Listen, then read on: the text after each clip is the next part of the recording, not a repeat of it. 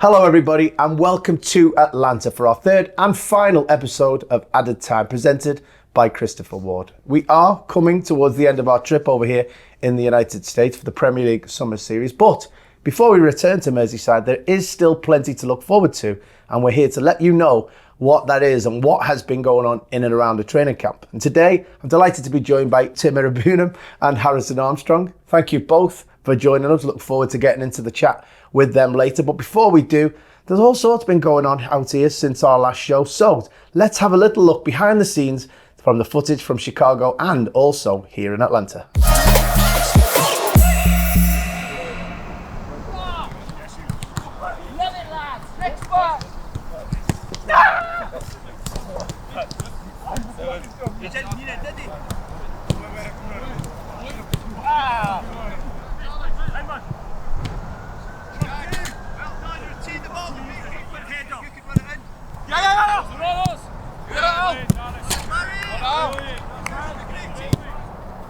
Well done, good.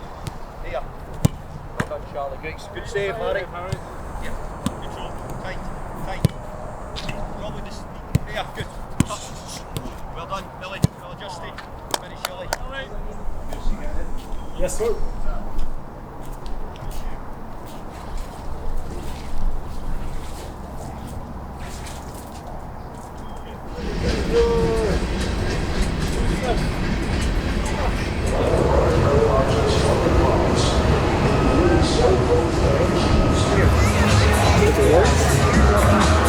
Lady just scanned it before.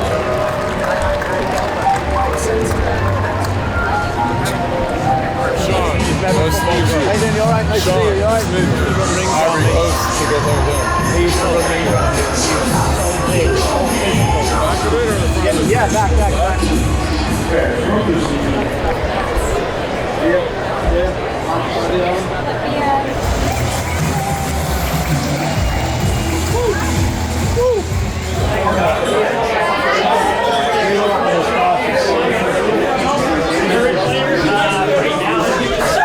Looking here, guys. Looking here.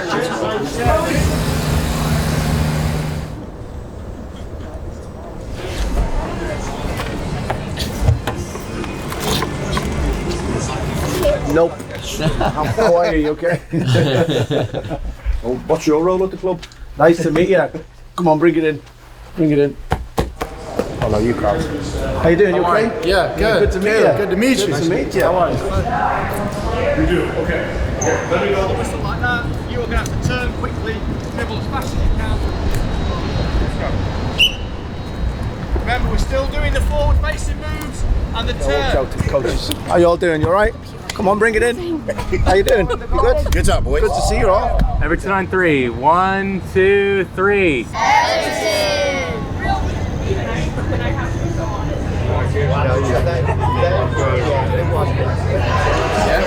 Just you two. You don't mind, do you? Not like saying something new. And we fight with all our might for the boys in the Royal Blue Jersey. You should have came out today. Cheers, man. Lovely to see you. Nice to see you.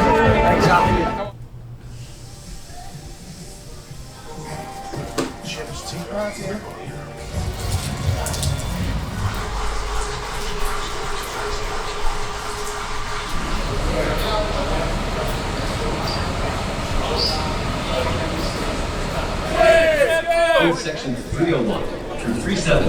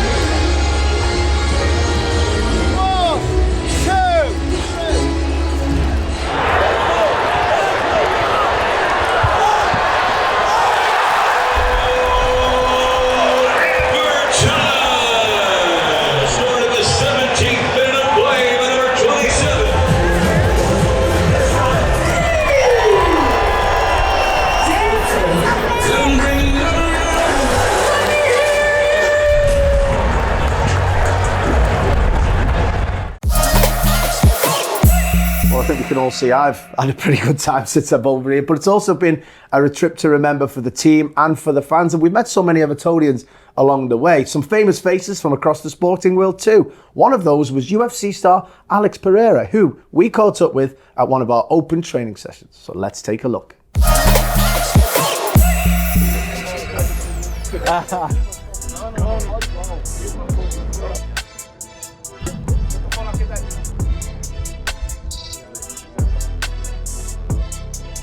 Again.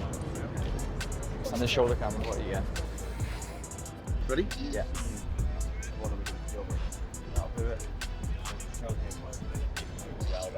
You get there? My finger slipped. Quite hard, isn't it? Yeah, it is. So what's the best way there? Yeah, I'd say so,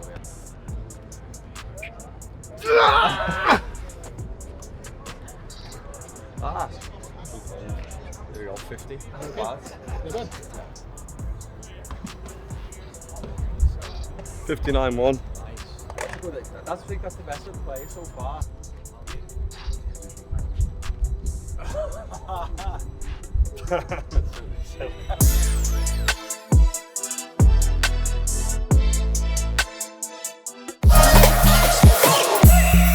Hey, look, guys, he was a big fella, him, wouldn't he? You wouldn't want to fight him, would you? No No way. chance. No, not at all. I mean, Bainesy had a go. Do you give him credit for that? Do we think he lasted a long time? Well, yeah, it did last long, but it wasn't really like, he wasn't giving it his all, was he? So Bainesy or Alex? Alex was in. He was a strong guy, and no doubt, top of his game in what he does. And that's the whole point why we're here, to try and train to be at the top of everybody's game for the start of the season. Well, we've got a few questions for you, so we can let everybody know what you guys are thinking leading up into the season, how things have been going. So, Tim, it's been a very busy trip so far. I think we can all say that. How have you found it? Well, obviously, it's not a big squad, We've been working hard in training, in the games, obviously, pre-season, so it's not really much about the results, it's just about getting ready for the season. But I think we've showed some positive sides, but also you can tell by the results it hasn't really been good enough, and that's one thing that we've been pushing to get better in, and we'll just keep working at it. Has it been good getting minutes in your legs? Oh yeah, definitely. I feel like, well, every player will probably say the same, like you want to be getting as much 90 minutes and minutes into legs in pre-season, so that when you go into the season you're ready to go, so you're not breaking down with cramp or getting fatigued early. And obviously each game it'll come and you'll get fitter and fitter. Yeah, definitely. That's obviously the key. You've suffered with injuries a little bit over your time. Is that one of the things you're thinking going into the season? I'll get through a proper good pre-season, really test myself, and I'll be really ready to go. Yeah, definitely. Like, I didn't really take much time off. I had a few 2 weeks, I'd say, off, and then I got straight into it, so that I was in the best shape to hit the ground running. And it was, for me, it's just being able to get through pre-season fit so that I can start the season well. You doing anything different than normal? I've been doing a lot of gym. I'd say trying to make myself bigger so that I'm able to, combat more in the midfield. And I'd probably say eating a lot more healthier, yeah. Would you say he looks like he's been doing a lot more gym and eating a lot healthier? He's a big dude anyway, isn't he? So, yeah, I wouldn't fancy being with him either. Has that made it more competitive between you two? I think so, yeah. I think, you have different attributes, and Tim's physicality is definitely a strong point in his game. I think just sort of seeing different players being able to do different things, and me being a younger player myself, being able to pick and choose what I like from different players, and sort of maybe adding that to my game, it's really helpful. You've been getting closer and closer to the first team over the last few years. Does this time feel like you're right on the cusp? Maybe this is the time where you really announce yourself? Yeah, I think so. I think I'm just trying to take it all into my stride, to be honest. I'm not trying to look too far ahead. I'm just taking each day as it comes. I'm just trying to learn each day and do the best I can in training, and hopefully impress. I think it's a big weight when you sort of say it like that, to to yourself, and maybe you just want to sort of relax and just enjoy your football, and hopefully it comes. Yeah, I think you said something like that early in the season. The mindset is whatever will happen will happen. You'll give your best in terms of whether you can break into the team quickly or maybe, you know, another loan spell. But is it the point that you're going to just try and make the manager's mind up for him? Yeah, I think so. I think ultimately it is down to me. I think whatever happens, it's for my best interest. If I'm ready, then hopefully I get the opportunities to prove myself and prove to the fans and the staff that I'm ready to play in such an intense and high-level league. I think, yeah, it's down to me, and only I can sort of change the manager's mind. All right. What about you, Tim? Have you had any conversations with the manager about what he expects from you, or what have you had conversations with him about what you want to happen?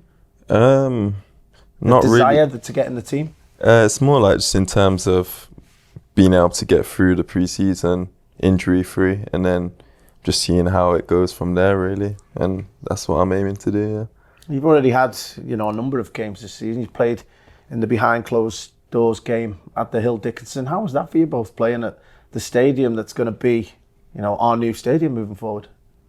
Yeah, I think it was surreal, to be honest. It was my first time going there, and to obviously be involved in a game, it was unbelievable. And to know that it's going to be full of fans next time we're there is it's going to be some experience, like, yeah. How do you reflect on the last 12 months at the football club and the last 12 months that you've had with regards, you know, I'd say both have come so far. The football club's made huge strides, but I'd say that's mirrored in you. Would you say that yes, you're hoping to continue that and, you know, grow with the club together? Yeah, definitely. I think when you've got momentum as a player, you want to keep that going for as long as possible, and you've seen changes in the club and it going in a forward motion, and you want to be part of that. It's a project you want to be a part of, and I think Tim probably thinks the same as well. You want to play as many games as you can for the club and say that you were able to represent the club in a positive manner and get the club back where it needs to be. What's the goal for? Do you have personal goals for this next season for both of you? Do you both have personal goals? I'd say more of just like being able to play as much as I can. Like, I don't really set a goal and say, like if I'm not completing this and then I'll be good. I just take each day as it comes and just try and better myself every day, really. What about you?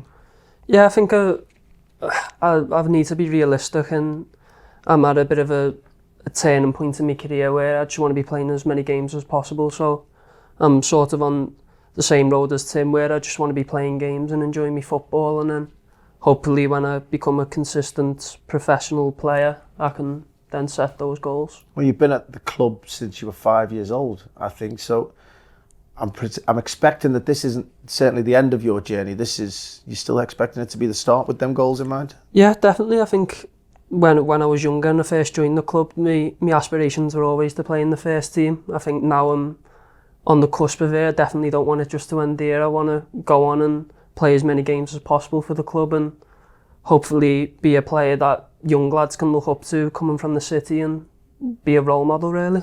You've been a role model through the academy so far. And Tim, you came from Aston Villa. You've settled in really, really well. Are you happy in these surroundings? Do you like playing at the football club? Yeah, definitely. Like, from the first few months I joined, like, I was welcomed very well through players, staff, fans. First time I went to Goodison, you could tell like it's just a huge family, really, and like that's why I love the club so much. Yeah. How have you found the American Evertonians? Have you found the fans on this trip? They're just as passionate as those back home, but you know they're in a different way slightly, I'd say. Yeah, it's crazy. Like you almost wouldn't expect like the fan base out here to be as big. Obviously, there's a few American players that have played for Everton, so maybe that's where it's from. But obviously, at the games we've played, you know, the fans are cheering us on, and obviously that helps us to play. Well, I was going to say play well, but obviously the results haven't, you know, shown that. But obviously all the appreciation, all the support, you know, everyone appreciates it. Yeah. Well, I think everyone can see how hard you're working. Have you been surprised in any way by the amount of fans we've had, Evertonians follow, coming from all over America, not just those in the cities where we played football? Yeah, I'd say so. I think when you do come over here, it's my first time in America, so you do really realise how big the club is. I think we all know Everton's a massive club, but it is a worldwide club and it's got fans all over the world. And I think that's where the club needs to be. I think you want to expand your fan bases around the world and you want to push on and you want to compete for trophies and hopefully bring more fans in. Absolutely. Have you managed to get out and explore the cities we've been in? Have you been to see some of the surrounds? You said it was your first time in America, and if so, to both of you, which has been your favourite sort of day of sightseeing? Yeah, I've definitely tried to get out as much as possible. The places we've been are unbelievable, but I think New York probably takes it for me. Tim? Yeah, I'd say New York. I've been twice before, so obviously I've done you're a veteran. I've done all the tourist stuff, but still every time I come go there, it's just unreal, isn't it? Yeah, it always blows me away. Every city you go to. Well, that's all the questions from me, but we have got a lot of questions from fans who've sent either emails or the modern technology on social media to try and ask you some questions. I've got you guys ready for it. Yep. Right, so we've got our first question from T. Smith 1878. What music have you been listening to recently, and who has the best or worst taste in music in the team, and why? I think that one's to both of you, because I think I need both of your actions on that one. You go first on that one, Tim. Recently I've been listening to Drake and Pie Next Door's new album, so yeah, I'd say that, and then. I'm nodding like I know. I don't. Best music taste, I'd probably say James Garner, yeah. Best music taste. What about worst? Worst. You were shaking your head there, I think, weren't you? No, I'm not getting involved. I'm not sure about worst, because obviously not everyone's out there playing their music. So right, okay. I haven't heard everyone's. You're going to hide behind, I don't really know. Come on, hit someone. Let me just go with Taki. Yeah, take it. Because you're not going to say because he's old, though, are you? Nah, you listen to country stuff, I'm pretty sure. So Taki, yeah. Well, I actually quite like country, so. Well. I was saying. I'm probably similar. I think Drake, to be honest. Yeah. That's more an answer. Probably Jim. Yeah, he's probably most in control of the music. Is he? Yeah. Yeah, I think so. And he has a good range. To be fair, good variety. Yeah. Worst, Seamus probably. Why?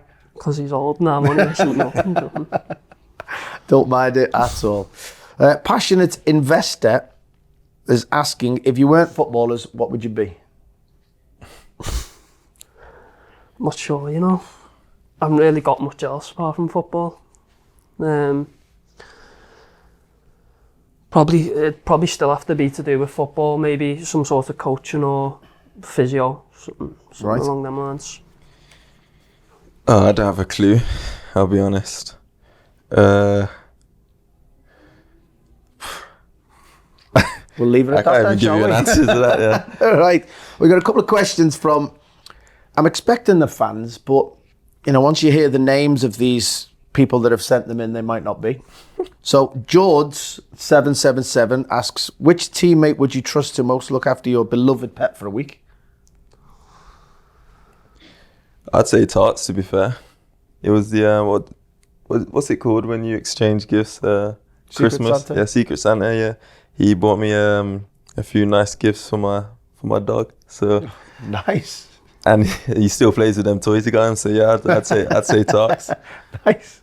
I'd go Tim, because I know he's recently just got a new dog, so hopefully he'd be able to look Knows after what he's mine doing. as well, yeah. Yeah. Great. And this question is from Idrissa Ghana Bay. So I'm just saying, it might be. And the question is, who are the best or worst dressed in the squad? Best. Are we voting ourselves? You can do, yeah. Depend, as best or worst? No, definitely not worst. Depends on the occasion. Because obviously into training, I don't really care what I look like. But if I'm going out for food or something like that, I'd say me or Jimmy. Jimmy's got good arms. Worst, I'd probably say I'd probably say skip. Would you? Yeah. Yeah. Can't wait to tell him. Best dressed, probably me, to be honest. Worst dressed, I'd say Tim and Jim. Really? Yeah. Yeah, too much for me, yeah. Right, now the real answer. Go on. Shay. And we've got a strange question here from the worm. Would you rather have to spend 2 days a week having cauliflowers for fingers, or have the only protein you're allowed to eat ever be snails? I mean, I've never heard a question like it in my life, but I'd happily eat snails. You'd happily eat snails as the only protein. That takes a lot away, you know. You're still eating protein, so why do I want cauliflower fingers? Only 2 days a week. Actually, maybe that then. Yeah, I'd have to just get on I with the can do that. cauliflower I can do that for my fingers, day. you know? My days Yeah. off, just have cauliflower fingers. That's a stupid question. Right, okay. And last one from Zoe Whopper. What's better, the Ashes or Wimbledon? Wimbledon for me. I'd say Wimbledon too. Yeah. Really? What would you say? The Ashes, me. Yeah, I'm showing my age again. Have you not got into cricket Nah, yet? just... I stay. You need patience for it. Yeah, I but can't get my head around it's a cricket, great to be sport. fair. I got one from me then. What's your favourite American sport? NBA basketball. Is it? Yeah. Yeah. Follow a team. Not really. I just look around now and then. Nice. I'd say American football, actually. You said that like you didn't have a team, though. No, I definitely don't have a team, but I just think it's something I'd probably suit more than basketball, to be honest. Some great answers, guys. Well, moving on. Last week, we headed to Brooklyn United Soccer Club with Mark Travers and Idrissa Gana Gueye to put some budding footballers through their paces in a fun afternoon of action. There, we met Cal. He was one of the lucky ones to secure a spot for the soccer school, but selflessly gifted his place to his best friend and huge Evertonian, Bladen. In recognition of Cal's kindness towards his buddy, we invited them both down and caught up with them at the event.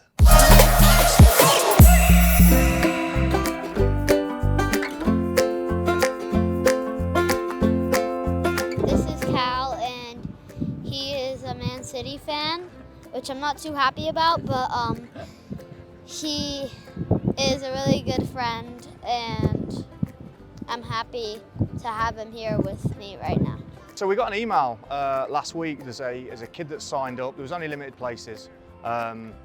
His best buddy was a Mad Blue. He's been to Everton and been to the Goodison Park loads of times. He didn't get a spot. So the kid Cal, he wanted to gift his space to his buddy Bladen. So they reached out and said, was that okay? So he's gifted his space to him for free instead of him. So they're both on camp. We've allowed Cal to join in as well, be an assistant coach for the day. So we just thought it was a great story that the kids are, showing such generosity, and a Blue gets to meet some of his heroes as well. It was my friend's Bladen's birthday today, and I knew he really loved Everton, so I gave the spot up to him. It was a very special moment for me and to meet all these players, and it's probably the best birthday ever.